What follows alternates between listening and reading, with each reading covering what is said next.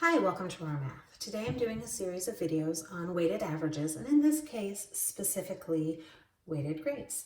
Okay, you're in a class, or Cynthia is in a class. The grade is broken up as tests are worth 35%, professionalism is 10%, quizzes 20, final 25, and homework 10%. Okay, so Cynthia has earned these grades, and she wants to know what her final grade should be in the class. All right, I'm going to show you two ways of doing this. One way of doing this, if tests are 35%, I'm going to take each of my percents up here and I'm going to turn them into a decimal. So percent to decimal. And the way we do this is percent per cent literally means per 100. So I'm going to take the 35, divide it by 100, and get it to 0.35. So I'm going to take this and multiply it by 0.35. And this is going to be 29.05. Professionalism is 10%. Professionalism, 0.10. And I'm going to multiply those together and I'm going to get 8. Quizzes are 20%, so times 0.20. And this is going to be 17.8.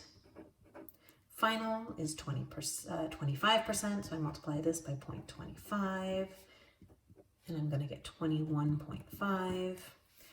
Homework is 10%, so I multiply this by 0.10, and this is going to be 6.3. And if I just add down, I add all of these together, I get 82.65. And that should be her weighted grade. That's what she should earn in the class, an 82.65%. That's not the only way I could do it. If I don't want to go to decimal point here, I could also say she had an 83, tests are worth 35% and she earned an 83%. And I could do this with the tables as well and just keep this as 35. Professional is 10% and she earned an 80. Again, leaving this as a 10.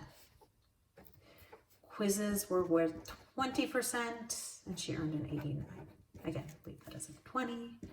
Leave this as a 25% on the final. She earned an 86. Homework is 10%. She earned a 63. If I did this, all of these numbers would have been 2905, 800, 1780, 2150, 630.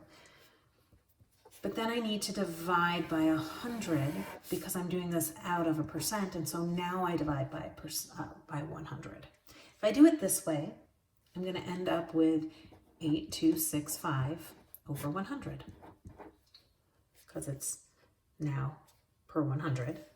And then I'll get 82.65%. Either way, I'm going to get the same answer. So I can either pre-divide by 100 for each percent and add the partial percents, or I can just multiply percent by percent, get bigger numbers, add them to get 8,265, and then divide by 100 to get the smaller percent. Either way, we'll get the same answer, so you can do it whichever way you want.